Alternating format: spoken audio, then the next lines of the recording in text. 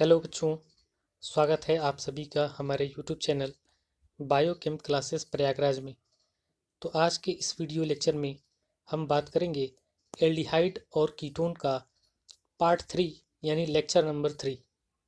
अब इस lecture number 3 में बची हुई चीज़ों का हम आगे अध्ययन करेंगे। तो चलिए शुरू करते हैं इस वीडियो को। तो इससे पहले मैंने आपको क्लेमेंसन अपचयन तक बताया था। अब इसके बाद जो तीसरा पॉइंट था वो था ग्रिग्नार्ड अभिकर्मक का योग। तो एल्डिहाइड और कीटोन में ग्रिग्नार्ड अभिकर्मक के साथ जटिल यौगिक जटिल योगात्मक यौगिक बनाते हैं जिन्हें अम्ल द्वारा अपघटित करने पर एल्डिहाइड के द्वितीयक एल्कोहल और कीटोन के तृतीयक एल्कोहल प्राप्त होता है। फॉर्मेल्डिहाइड से प्राथमिक एल्कोहल बनता है। आइए इसके रिएक्शन को देखते हैं। एक रिएक्शन आपके सामने दिख रहा है एल्डिहाइड और कीटोन का। तो सबसे पहले बात करते हैं एल्डिहाइड का। तो मैंने आपको बताया था कि एल्डिहाइड में जो क्रियात्मक समूह होता है वो CHO समूह होता है। तो ये आपका एल्डिहाइड है। अब इस एल्डिहाइड में हम इस्तेमाल करेंगे R-MgX यानी ग्रिग्नार्ड अभिकर्मक का। अब ये ग्रिग्नार्ड अभिकर्मक इस एल्डिहाइड के साथ जुड़ेगा और सबसे पहले ये बना लेगा कॉम्प्लेक्स कंपाउंड। जैसे ही ये कॉम्प्लेक्स कंपाउंड बनाता है, इसके अंदर से हम MgX को बाहर निकालने के लिए H+ यानी हाइड्रोनियम आयन का प्रयोग करते हैं। और इसके बाद जैसे ही हम इसमें हाइड्रोनियम आयन का प्रयोग करते हैं, ये कन्वर्ट हो जाता है हमारा 2 डिग्री एल्कोहल में। यानी एल्डिहाइड ग्रिग्नार्ड अभिकर्मक के साथ किस में कन्वर्ट होता है? 2 डिग्री एल्कोहल में। आगे चलते हैं। अब बात करते हैं कीटोन का। कीटोन के साथ क्या कहानी है भाई? कीटोन क्या करता है? सबसे पहले तो आप सभी लोग बताइए कि कीटोन की पहचान क्या होगी। जिसके अंदर C डबल बॉन्ड O समूह पाया जाता है उसको कहते हैं कीटोन।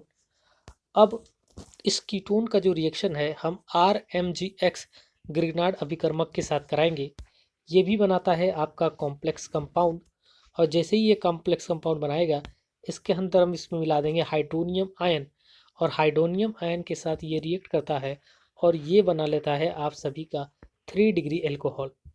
यानी कीटोन ग्रिग्नार्ड अभिकर्मक से अभिक्रिया करके 3 डिग्री एल्कोहल बनाता है, जबकि आपका एल्डिहाइड जो है ग्रिग्नार्ड अभिकर्मक से अभिक्रिया करके 2 डिग्री एल्कोहल का निर्माण करता है। इतनी बात समझ में आई। आगे चलते हैं हम लोग। आगे है फेहनलिक परीक्षण। फेहलिंग परीक्षण क्या होता है? फेहलिंग टेस्ट भी जिसको हम लोग कहते हैं। एल्डिहाइड फेहलिंग विलयन के साथ अभिक्रिया करके क्यूप्रस ऑक्साइड का लाल अवक्षेप देता है, जबकि कीटोन ये परीक्षण नहीं देते। जो फेलिंग टेस्ट होता है, जो फेलिंग परीक्षण होता है, वो एल्डिहाइड और कीटोन को चेक करने के लिए बनाया गया है। यानी हम कैसे पहचानेंगे कि ये सॉल्यूशन एल्डिहाइड का है और ये सॉल्यूशन कीटोन का है। तो एल्डिहाइड के लिए क्या करते हैं हम, जैसे ही फेलिन विलयन में हम एल्डिहाइड को डालेंगे, ये बना लेगा क्यूप्रस ऑक्साइड का लाल अवक्षेप, प्रेसिपिटेट बना लेगा, जबकि कीटोन के साथ ये कोई रिएक्शन नहीं देगा। इस तरीके से हम इसकी पहचान आसानी से कर सकते हैं कि एल्डिहाइड क्या करता है, लाल अवक्षेप देने लगेगा। किसका रहता है वो? क्यूप्रस ऑक्साइड का। जबकि कीटोन कोई रिएक्शन नहीं करता। आइए इसके रिएक्शन वीडियो को हम लोग देखते हैं। यहाँ पर हम लेते हैं एसिड एल्डिहाइड। अब ये जो हमारा है ये है फेहलिंग विलेन। फेहलिंग विलेन में कॉपर और OH- का आयंस होते हैं। अब जैसे ही हम इसको मिक्स करते हैं, ये बना लेता है हमारा CH3COO- और क्यूप्रस ऑक्साइड का लाल अवक्षेप और साथ ही साथ जल का निर्माण करता है। तो ये जो रिएक्शन है वो दर्शाता है फेलिंग परीक्षण के, वो भी किसके? एल्डिहाइड के साथ। जबकि आप ध्यान रखिएगा कि फेलिंग परीक्षण कीटोन के साथ नहीं दिया जाता है या देता ही नहीं। ठीक, तो आगे बढ़ते हैं। अगला टॉपिक है हमारा रजतीकरण। रजतीकरण, सिल्वराइजेशन। अब इसमें क्या होता है कि जब किसी एल्डिहाइड को टोलेन अभिकर्मक के साथ गर्म किया जाता है, तो एल्डिहाइड कार्बोक्सिलिक अम्ल में ऑक्सीकृत हो जाता है, जो कि अमोनियम के साथ संयोग करके अमोनियम लवण बनाता है। जबकि टोलेन अभिकर्मक धात्विक सिल्वर में अपचयित हो जाता है और धात्विक सिल्वर परखनली की आंतरिक दीवार पर एकत्रित होकर रजत द्रव्य बनाता है। इस अभिक्रिया को रजतीकरण कहते हैं। एक बार फिर से पढ़िए। जब किसी एल्डिहाइड को टॉलेन अभिकर्मक के साथ गर्म किया जाता है तो एल्डिहाइड कार्बोक्सिलिक अम्ल में परिवर्तित हो जाता है, जो अमोनियम के साथ संयोग करके अमोनिया लवण बनाता है। जबकि टॉलेन अभिकर्मक धात्विक सिल्वर में अपचयित हो जाता है। धात्विक सिल्वर परखनली की आंतरिक दीवार पर एकत्रित होकर रजत दर्प बनाता है। इस अभिक्रिया को रजतीकरण कहते हैं। आइए इसके रिएक्शन को समझ लेते हैं। यहाँ पर आप एल्डिहाइड को देख सकते हैं, ये एल्डिहाइड है और ये है आपका AgNH3 ट्वाइस बड़े ब्रैकेट में प्लस और OH माइनस। जैसे ही हम इसका रिएक्शन कराते हैं ये हमको बना लेता है अमोनियम एसीटेट, ये बना लेता है अमोनियम एसीटेट। साथ ही साथ सिल्वर यानी रजत का जो है PPT देगा, जिसको हम लोग रजत दर्पण भी कहते हैं। थोड़ी सी मात्रा में अमोनिया निकलती है और जल बनता है। इस प्रकार ये जो रिएक्शन है ये रिएक्शन कहलाता है रजतीकरण। बात समझ में आई? आगे चलते हैं हम लोग। अब इस चैप्टर का सबसे इम्पोर्टेंट टॉपिक जिसका नाम है एल्डोल संघनन, एल्डोल कंडेंसेशन। ये आपके एग्जाम में बहुत बार आता है। चलिए आज इसको शुरू करते हैं। एल्डोल संघनन क्या होता है? एल्डोल संघनन की परिभाषा कहती है कि वे एल्डिहाइड तथा कीटोन जिनमें अल्फा हाइड्रोजन परमाणु उपस्थित होता है तनु क्षार या तनु अम्ल की उपस्थिति में संघनन द्वारा बीटा हाइड्रोक्सी एल्डिहाइड या बीटा हाइड्रोक्सी कीटोन देते हैं। यह अभिक्रिया एल्डोल संघनन कहलाती है। इसका क्या मतलब हुआ? ध्यान से देखिए, ये जो समूह है इसको कहते हैं एल्डिहाइड समूह। अब इस एल्डिहाइड समूह से जो कार्बन अटैच होगा उस कार्बन को कहते हैं अल्फा कार्बन, और इस अल्फा कार्बन से जितने भी हाइड्रोजन अटैच हैं सभी हाइड्रोजन को हम लोग अल्फा हाइड्रोजन के नाम से जानते हैं। यानी परिभाषा के अनुसार कहता है कि वे एल्डिहाइड तथा कीटोन जिनमें अल्फा हाइड्रोजन परमाणु उपस्थित होता है, जैसे ये आपका एल्डिहाइड है, ये एल्डिहाइड है, इससे जुड़ा हुआ जो भी कार्बन होगा उसके पास अल्फा कार्बन उसको कहेंगे, और उस अल्फा कार्बन से जो भी हाइड्रोजन अटैच होगा उस हाइड्रोजन को हम लोग अल्फा हाइड्रोजन कहते हैं। यानी कि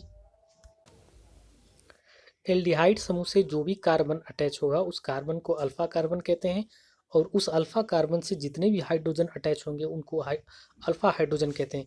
जैसे इस एग्जाम्पल में आप देखिए, ये एल्डिहाइड समूह है, इससे जो कार्बन अटैच होगा उसको अल्फा कार्बन, और यहाँ पर 3 अल्फा हाइड्रोजन उपस्थित हैं। यानी हम कह सकते हैं कि इस एल्डिहाइड समूह के पास 1 अल्फा कार्बन और 3 अल्फा हाइड्रोजन उपस्थित हैं। सेम उसी तरीके से दूसरा एग्जाम्पल भी हम लोग एल्डिहाइड का ही लेते हैं, सेम मॉलिक्यूल, और इनका रिएक्शन हम कराते हैं तनु NaOH के साथ। ये हमारा बना लेता है बीटा हाइड्रोक्सी एल्डिहाइड। माफ़ करिएगा, यहाँ पर एल्डिहाइड होना चाहिए। तो ये बना लेता है हमारा बीटा हाइड्रोक्सी एल्डिहाइड। यानी ये वाला जो पोजीशन है एल्डिहाइड का है, इससे जो कार्बन टूटेगा अल्फा कार्बन, और ये वाला जो कार्बन होगा वो बीटा कार्बन, और बीटा कार्बन से जो OH समूह उपस्थित है उसको हाइड्रोक्सी कहते हैं, इसलिए बीटा हाइड्रोक्सी। और ये जो पूरा ग्रुप है CHO की वजह से ये एल्डिहाइड कहलाता है। तो ये बन गया आपका बीटा हाइड्रोक्सी एल्डिहाइड। अब इसको हम गर्म करते हैं तो इसमें से जल की कुछ मात्रा बाहर निकल जाती है, और जैसे ही जल की कुछ मात्रा बाहर निकलती है ये बना लेता है क्रोटन एल्डिहाइड, ये बना लेता है क्रोटन एल्डिहाइड। और H2O जो है, एक यहाँ से OH आपका, एक यहाँ से OH, और एक इसमें से OH निकल जाता है, और ये बना लेता है आपका क्रोटेनेल्डिहाइड। तो ये जो रिएक्शन था वो रिएक्शन आपका कहलाता है एल्डोल संघनन, एल्डोल कंडेंसेशन। आगे चलते हैं हम लोग, आगे बात करते हैं कैनिजारे अभिक्रिया। ये भी मोस्ट इंपॉर्टेंट है। कैनिजारे अभिक्रिया की परिभाषा क्या होगी? वे एल्डिहाइड जिसमें अल्फा हाइड्रोजन परमाणु उपस्थित नहीं रहता सांद्र NaOH तथा KOH के साथ विषमीकरण अनुपात अभिक्रिया करके कार्बोक्सिलिक अम्ल का लवण तथा एल्कोहल देते हैं। इसका क्या मतलब हुआ? इसका क्या मतलब हुआ? अब इसके अंदर आप देख सकते हैं यहाँ पर है आपका फॉर्मेल्डिहाइड। अब इस फॉर्मेल्डिहाइड में अल्फा हाइड्रोजन परमाणु उपस्थित होता ही नहीं है। इसकी अभिक्रिया हम कराते हैं 50% NaOH के साथ। यानी जो NaOH का जो स्ट्रेंथ है वो 50% ही रहता है। साथ ही साथ यहाँ पर हम एक बेसिक मटेरियल जैसे KOH लेते हैं जो कि लाइटली बेसिक होना चाहिए। तो ये हमारा बना लेता है कार्बोक्सिलिक अम्ल। अब इसको कहते हैं कार्बोक्सिलिक अम्ल, लेकिन यहाँ पर आप देख सकते हैं ये Na लगा हुआ है, इसलिए इसका नाम बन जाता है सोडियम फॉर्मेट। साथ ही साथ हमको मेथिल एल्कोहल का प्रोडक्ट भी प्राप्त होता है। तो कैनिजारो अभिक्रिया क्या कहती है कि वे एल्डिहाइड जिसमें अल्फा हाइड्रोजन परमाणु उपस्थित नहीं रहता, सांद्र NaOH तथा KOH के साथ विषमीकरण अनुपात असमानुपात अभिक्रिया करके कार्बोक्सिलिक अम्ल का लवण तथा एल्कोहल देते हैं। इसको हम लोग कहते हैं कैनिजारो अभिक्रिया। और ये रिएक्शन याद रखिएगा, ये पूरा का पूरा reaction name reaction most important है। आगे बढ़ते हैं हम लोग पर्किन अभिक्रिया की तरफ। पर्किन अभिक्रिया भी आपका एक अच्छा रोल निभाता है एग्जामिनेशन के अंदर। पर्किन अभिक्रिया की परिभाषा पढ़िए। इस अभिक्रिया द्वारा सिनेमिक अम्ल का निर्माण किया जाता है। अब सिनेमिक अम्ल कैसे बनाया जाता है, इसके लिए हम इस्तेमाल करते हैं बेंजल्डिहाइड का।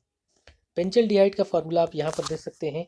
बेंजीन से CHO समूह अटैच होता है, इसको हम लोग कहते हैं बेंजल्डिहाइड। इसको अन्य फॉर्मेट में कुछ इस तरीके से भी लिखा जाता है। ये दोनों सेम है, लिखने का तरीका अलग अलग है। ये बेंजल्डिहाइड है और ये एक और कंपाउंड है जिसमें आप देख सकते हैं इसको ईथर भी कहते हैं। अभी इस ईथर में आपका 2 R समूह उपस्थित है और इसकी अभिक्रिया बेंजल्डिहाइड के साथ क्षार की उपस्थिति में कराया जाता है। तो हमको जो प्रोडक्ट प्राप्त होता है उस प्रोडक्ट को हम लोग कहते हैं सिनेमिक अम्ल। उस प्रोडक्ट को हम लोग क्या कहते हैं, सिनेमिक अम्ल। और यह अभिक्रिया कहलाती है पर्किन अभिक्रिया। फिर से देखिए, इस अभिक्रिया द्वारा सिनेमिक अम्ल का निर्माण किया जाता है। इसमें हम बेंजल्डिहाइड लेते हैं और ईथर लेते हैं और इसके अंदर 2 R यानी एल्किल समूह उपस्थित होता है। क्षार के साथ रिएक्शन कराने पर हमको किसकी प्राप्ति होती है, सिनेमिक अम्ल की प्राप्ति होती है। इस अभिक्रिया को हम लोग पर्किन अभिक्रिया के नाम से जानते हैं। आगे बढ़ते हैं हम लोग। व्यावसायिक रूप से महत्वपूर्ण कुछ हाइलाइट्स हैं जो आपके एग्जाम में छोटे छोटे 1 या 2 नंबर में पूछे जाते हैं। जैसे आप पढ़ सकते हैं यहाँ पे, जैसे आप देख सकते हैं पहला हाइलाइट है फॉर्मल्डिहाइड। फॉर्मल्डिहाइड का जो सूत्र होता है, फॉर्मूला होता है, वो होता है HCHO। फॉर्मल्डिहाइड का फॉर्मूला होता है HCHO।